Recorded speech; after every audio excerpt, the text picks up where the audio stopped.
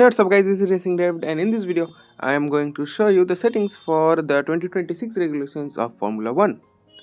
So if you have watched my previous video of the settings, it was a little too easy and a little unrealistic, but now that I'm gonna give the 2026 settings for the 2026 regulations, it will be pretty accurate, trust me, because I have tested a lot of it with myself.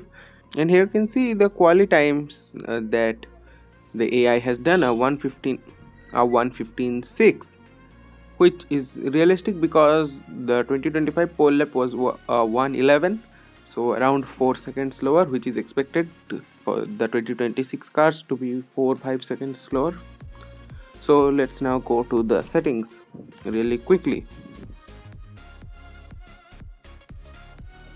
In the gameplay tab, keep the driving level help level as none, opponent level as mad, that is the most realistic to be honest. And in the controls, it is just your preferences, nothing to change here. In the audio tab, you can change the engine sound to 2 or 4 because that is what sounds like the 2026 regulation of the cars. I mean, check this out.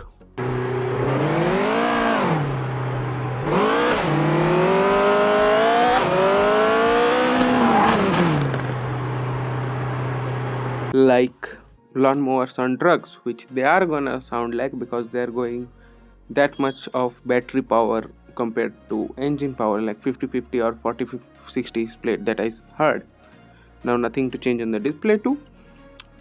All that is to change is in the advanced tab. So first of all, the steer help level. Earlier I said around 35 is the realistic value, but for the 2026 regulations, somewhere around 29 is the realistic value. Anti-spin level obviously 0 is the best, and downforce level, since Formula 1 is reducing the downforce of the 2026 cars around 20 to 30%, so around 80 is the realistic level.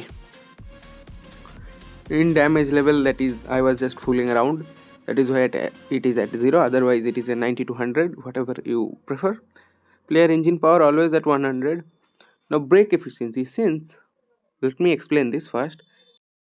Since Formula 1 is reducing the downforce of the 2026 era of Formula 1 car by around 20 to 30%, what is happening is, as the downforce is getting lesser, that means less and less force is applied on the car to keep it sticking to the ground, either by ground effect or by the size of the car. The brakes will need more distance to slow the car down, because due to the less amount of downforce applied on the car, the rears will have a tendency to lock more than usual. That means the driver has to be more gentle on the brakes than they are in the 2025 cars. So they will require a longer distance of the racetrack to slow themselves down. Plus, the tires are getting smaller, that means the grip is going to go even lesser. So that means the brakes has to work more for more time than in the 2025 era cars. So that's why we have to reduce the brake efficiency. So according to me, 70 seems like a pretty realistic value. Now coming to tire consumption level. We have to increase the tire consumption level for the 2026 regulation of cars, because as the downforce is getting lesser and the tires are getting smaller, the tires will give less mechanical grip, and due to the reduction of the aero grip too, the cars will slide more than the 2025 cars. It will be interesting to see if they can take corners like Stowe or other corners that they take flat out here like Blanchimont.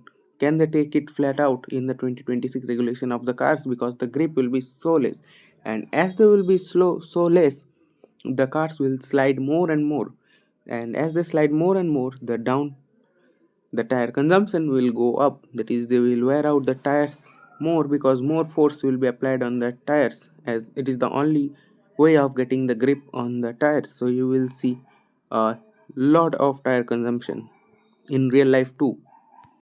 Now the tire consumption difference is already at 150 and good.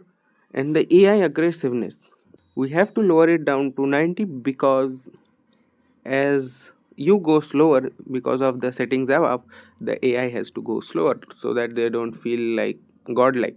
So reduce it to 90. During qualifying, if you want to get a little bit more realistic time, you can reduce it to 88 or 87, but around 90 during races is the best. And AI qualifying times, you have to reduce it to 105. And if you do this during the races, due to the tire consumption and the brake efficiency and all that, you can play 4 ditches with the AI very well with tire strategies, because they will either stretch long, go for a 2 stop, or either they will go short stints, go for a 4 stop, or even a 1 stop if possible, if you are doing that small races. So basically you can basically you can play with the AI more basically. And as I've seen, the you will definitely enjoy the wheel to wheel racing with these settings with the AI. So yeah, now let's see a few laps, a 5 lap or 6 lap race around the Spanish Grand Prix with these settings on.